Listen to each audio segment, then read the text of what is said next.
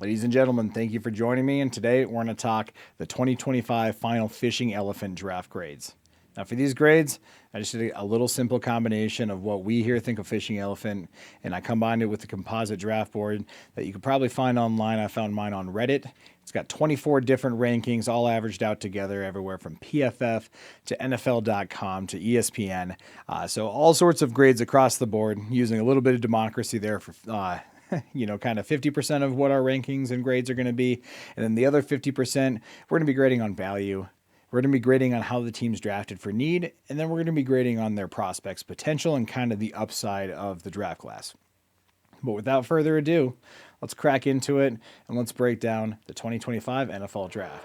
I'm going to start off with the first pick in the 2025 NFL Draft. The Tennessee Titans select Cameron Ward, quarterback, Miami. I'm going to start off number one with the Titans here.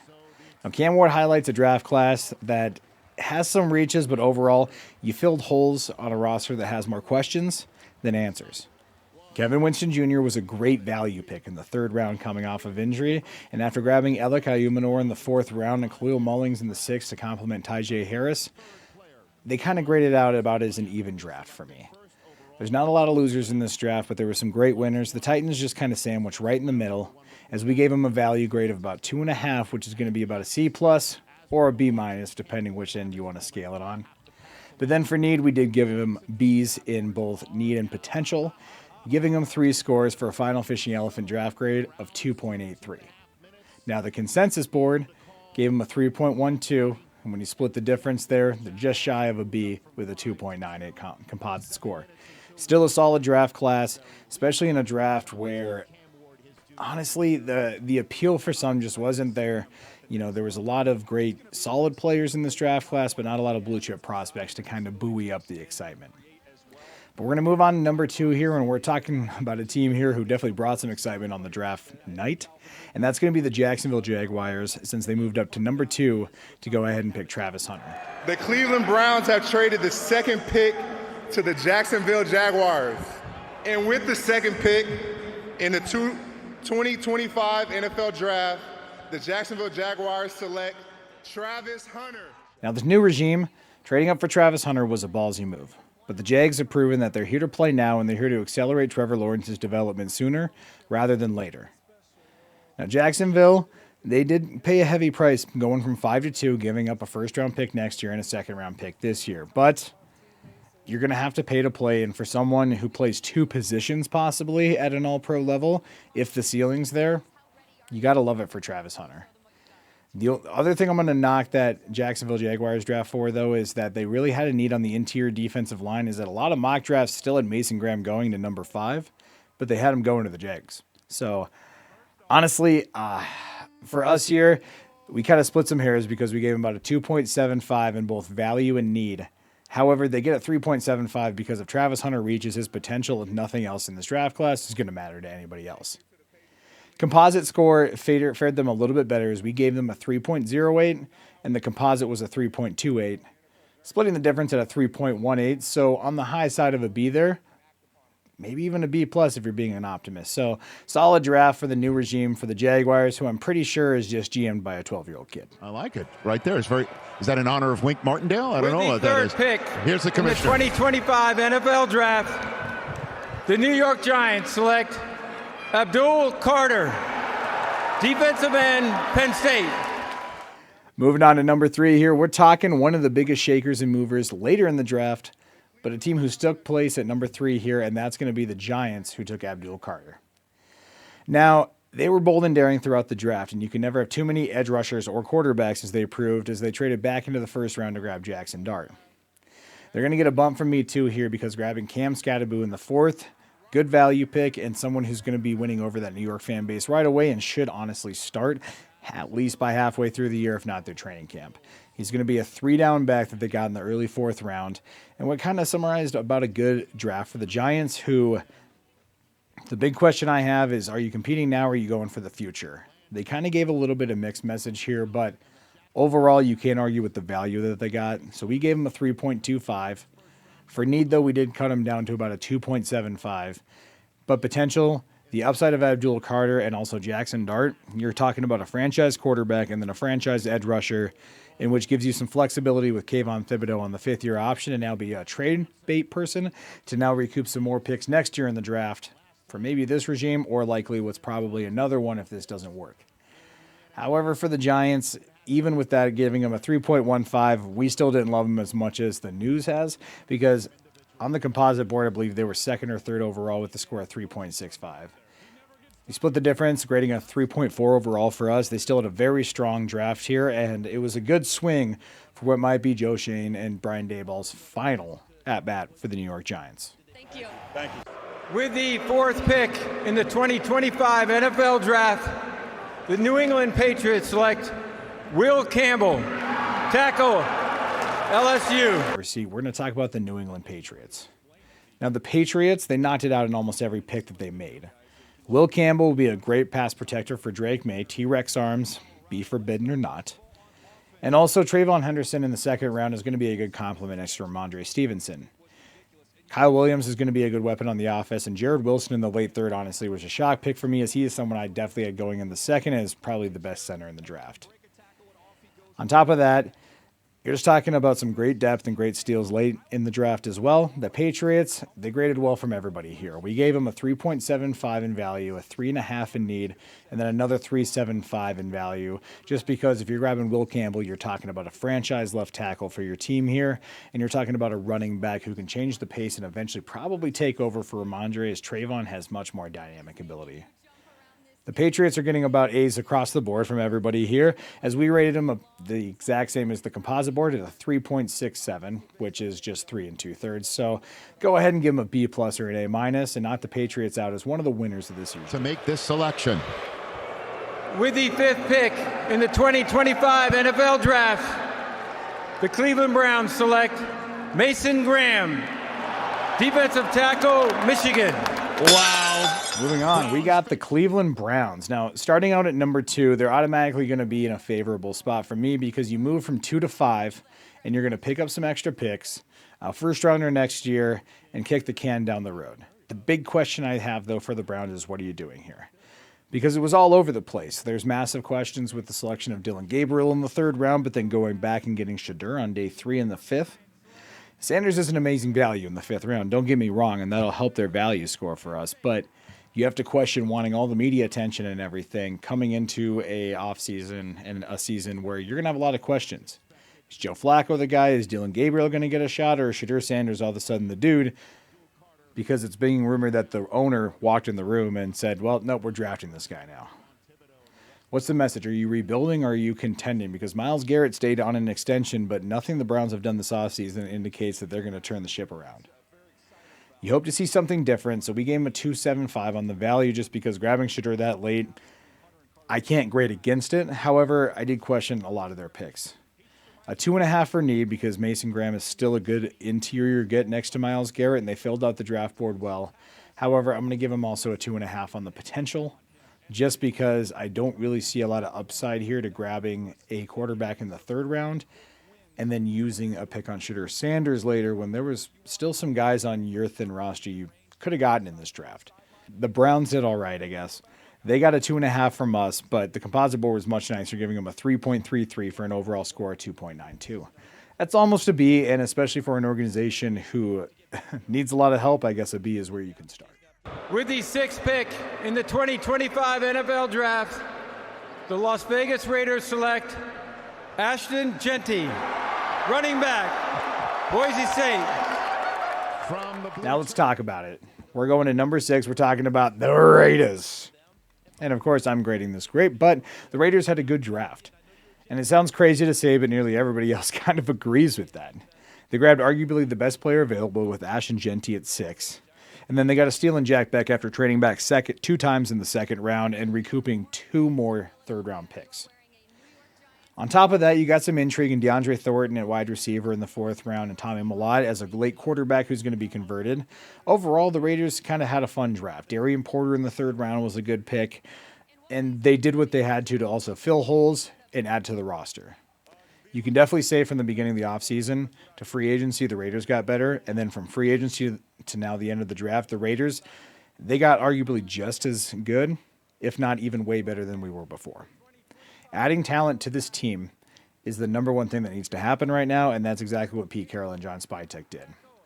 Obviously, I'm going to be 100% biased here, so I gave him a 3.5 in value, a 3.75 for need, and a 4 for overall potential, because you're talking about possibly franchise-changing players with Ashton Genty, Jack Beck, who's going to be a right-away starter in the slot, a high-upside cornerback in Darian Porter, who is loved by a lot of different scouts and analysts, and honestly was kind of shocked to be available as late as he was. But the consensus board obviously doesn't agree with me as much as it's at a 3.44 to my 3.75. We'll just balance it out at 3.6, and we'll just call it even, as the Raiders had a A- to A effort here in the draft, and we're definitely one of the winners if you talk to anybody but a hater. With the 7th pick in the 2025 NFL Draft, the New York Jets select Armand Membu, Missouri. Moving on, though, we're going to talk to a team that has plenty of haters, and that's the New York Jets. Now, a lot of people thought that tight end was going to be the option in the first round, but honestly, I love the fit with Membao. Going in there as a right tackle next to Fashanu, you possibly have one of the harder to pronounce but probably most stable tackle duos that can dominate New York for the next 10 years if they change out the grass at MetLife Stadium and their health prevails. However, the Jets, the big question was, what are you doing at quarterback? Are you backing up Justin Fields a little bit, or is he the dude? And I think that's been the question answered here, as they did go out and they grabbed a tight end in the second round, and they got some good value for their picks here. Mason Taylor has great upside, and I think he underperformed in an offense that featured, just a lot of really great passing options and just not enough production to go around for everybody. Malachi Moore of Alabama in the 4th was a great value pick on day 3 for safety too. So for the Jets, I got him a 3 in a value, giving him a solid B grade. A 3.25 when you're talking need-based, and then a 3 for potential, because there's a lot of upside to these picks here. We'll just kind of see what happens here. As the Jets have been a lot of dysfunction lately, and even though that there's a new regime here, it's still going to scale me on the odds of skepticism, because it's the Jets. Finally, though, we gave him a 3.08, and that was really close to the 3.18 that was from the composite board, splitting the difference at a 3.13 and giving the Jets a solid B to B plus grade. With the 8th pick in the 2025 NFL Draft, the Carolina Panthers select Tedoroa McMillan, wide receiver, Arizona. Moving on to a team who did slightly better, both by our accounts and by the consensus board. We're talking about the Carolina Panthers. Now, what the Carolina Panthers did is they went out, they got value, and they got need, especially in the first round when you're talking about Ted McMillan going at number 8 to them. Some people thought that maybe he dropped a little bit because of his comment on not wanting to watch game tape, but it's clear that the kid learned from that, and he's already been like, hey, I'm going to go ahead and live in the facility and be Bryce Young's number 1 option that he definitely deserves. Ted McMillan's a true baller number 1 who is going to be a red zone threat for him, and I think on top of guys like Xavier Leggett, who provides an interesting playmaking ability but isn't really a number 1 guy, Carolina needed to get Bryce that guy, especially after seeing him ball out in the second half and just taking a huge leap after his benching. They also got a couple of high upside pass rushers too, in Nick Scorton and Prinsley Umanamian. I don't know how to pronounce the name, but I know he's a really good edge rusher whose probably best potential days are still ahead of him. You add Lathan Ransom in the 4th round, who's going to be interesting and should compete right away in that secondary. The Panthers for us went 3.25 on value, 3.5 for need, and 3.25 for potential overall, giving them a solid 3s across the board. You add that you combine that with the 3.24 composite score that they got, and we're smack dab in the middle at a 3.29, which gives them an A rating, A-, but the Panthers were one of the winners of this draft. With the 9th pick in the 2025 NFL Draft, the New Orleans Saints select Kelvin Banks Jr., tackle, Texas. Now next, moving on to the New Orleans Saints. To round out the top 10 here, we'll be back in a couple of days with some more picks, but finally the penultimate pick here. We're going to talk about the Saints draft class here and why I didn't like it, and I don't think a lot of other people did either. There was also some questionable moves, picking Tyler Shuck in the 2nd round, and then they got their guy who has the experience. I get that. you're kind of surprised by Derek Carr here. He's got a shoulder injury. You don't know what the status is for 2026. And Spencer Rattler didn't exactly probably give these guys a lot of hope in Kellen Moore watching him from afar. They don't have any experience with him, so go out and get a guy that, well, you could probably mold yourself. The issue is I'm pretty sure Spencer Rattler is still younger than he is at 25 years old.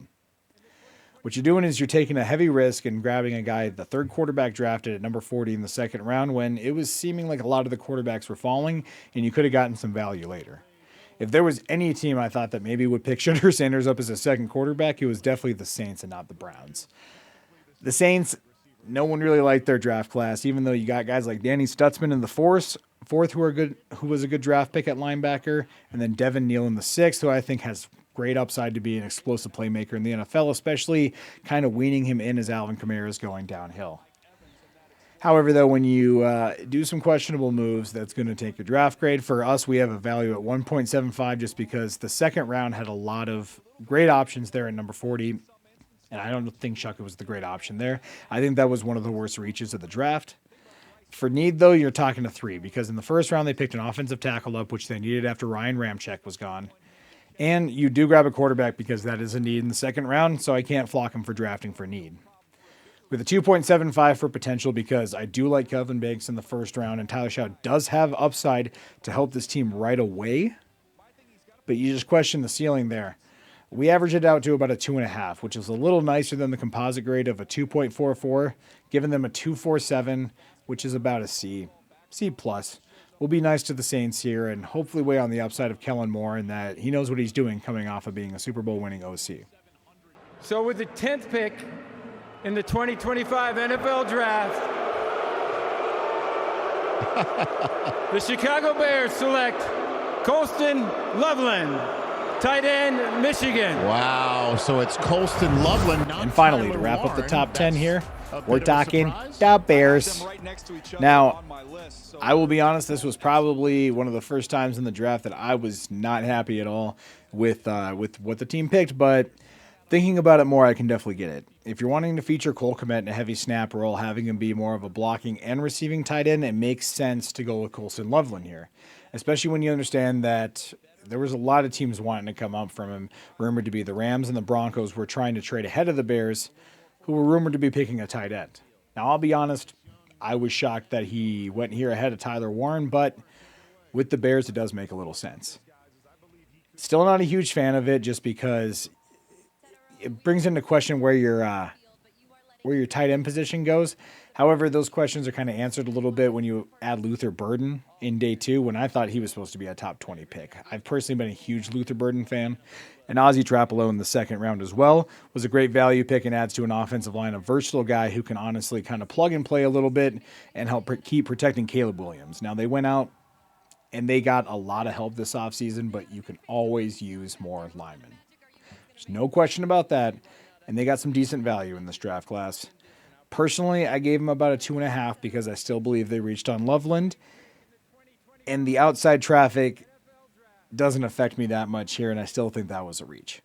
However, they drafted great for need, so I gave them a B or a 3 across the board, and a 3.25 because Luther Burden and Colston Loveland can be great impact players for this team, and then with great upside.